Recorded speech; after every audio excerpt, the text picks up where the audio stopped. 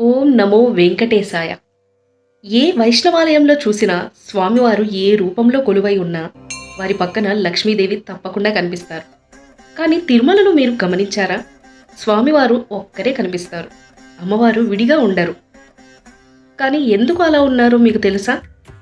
ఇంకో సందేహం కూడా చాలా మందికి ఉంటుంది. అది నాకు కూడా ఉంది చిన్నప్పటి నుంచి.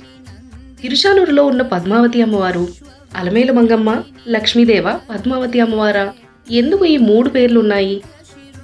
ఈ ప్రశ్నలన్నింటికీ సమాధానం తెలుసుకోవాలంటే వీడియో చివరి వరకు చూడండి. ఉగాదికి ముందు రోజు మేము తిరుపతి చేరుకున్నాం. ట్రైన్ దిగగానే ఒక ప్రశాంతత. తిరుపతి అయితే చేరుకున్నాం, కానీ దర్శనం ఎలా అనుకునేలోగా విష్ణు నివాసంలో SSD టోకెన్స్ లైన్స్ ఓపెన్ అయ్యాయి. వెంటనే లైన్లోకి చేరుకున్నాం. చిన్న పిల్లల దగ్గర నుంచి పెద్దవారి వరకు ప్రతి ఒక్కరూ గోవిందనామ స్మరణతోనే ఆ లైన్స్లో వెయిట్ చేస్తున్నారు. ఎంతో శ్రమపడేది ప్రతి ఒక్కరూ ఆ దర్శనం కోసమే కదా. ఒక్క క్షణం ఆ దర్శనంతోనే ప్రతి ఒక్కరూ ఈ శ్రమనంతా మర్చిపోతారు. కానీ ఈ దర్శనం వెనకాల ఒక గొప్ప పురాణ కథ ఉంది. ఆ కథ ఏమిటో ఇప్పుడు తెలుసుకుందాం. భృగు మహర్షి విష్ణుమూర్తిని పరీక్షించడానికి ఆయన వక్షస్థలంపై కాలితో తన్నారు.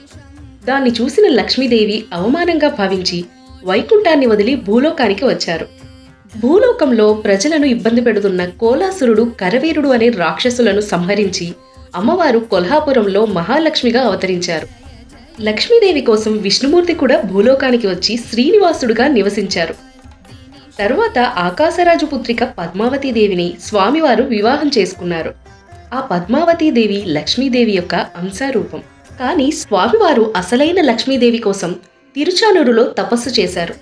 దేవలోకం నుండి బంగారు కమలాలను తీసుకొచ్చి పద్మ సరోవరంలో ఉంచారు. ఆ కమలాలు వాడిపోకుండా ఉండాలంటే సూర్యకాంతి అవసరం. అందుకే సూర్యదేవుడిని అక్కడ ప్రతిష్ఠించారు. ఆ పద్మ సరోవరం స్వయంగా స్వామివారే ఏర్పాటు చేసిన పవిత్ర స్థలం.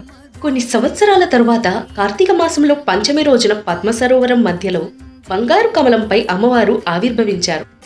ఆ సమయంలో అమ్మవారు దీదీప్యమానంగా వెలిగిపోతుండగా, దిగ్గజాలు అభిషేకం చేస్తుండగా సకల దేవతలు, మహర్షులు, ఋషులు వచ్చి అమ్మవారిని స్తుతించారు. ఇప్పుడు అసలు విషయానికొస్తే, తిరుచానూరులో ఉన్నది ఎవరు? పద్మావతి అమ్మవారా, అలమేలు మంగమ్మ, లక్ష్మీదేవ అంటే జవాబు ఇవన్నీ ఒక్కటే. ఆకాశరాజు పుత్రిక పద్మావతీదేవి లక్ష్మీదేవి యొక్క అంశారూపం. పద్మ సరోవరంలో వెలసిన అమ్మవారు అదే లక్ష్మీదేవి యొక్క పూర్ణ స్వరూపం. అందుకే పద్మావతి, అలమేలు మంగమ్మ, లక్ష్మీదేవి 3 పేర్లు అయినా స్వరూపం మాత్రం ఒక్కటే. లక్ష్మీదేవి యొక్క పూర్ణాంశ కనుక లక్ష్మీదేవి అని, పద్మంపై ఆవిర్భవించినందున పద్మావతీదేవి అని, అలర్ మేల్ మంగ అంటే ద్రవిడ భాషలో పద్మంపై వెలసిన అమ్మవారు అని అర్థం.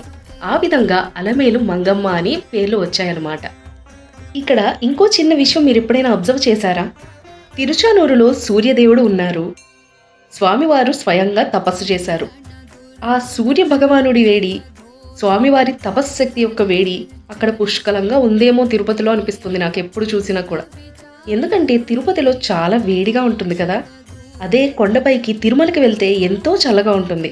ఈ 2 ప్రదేశాల మధ్య ఉన్న ఈ తేడా మీరు ఎప్పుడైనా గమనించారా?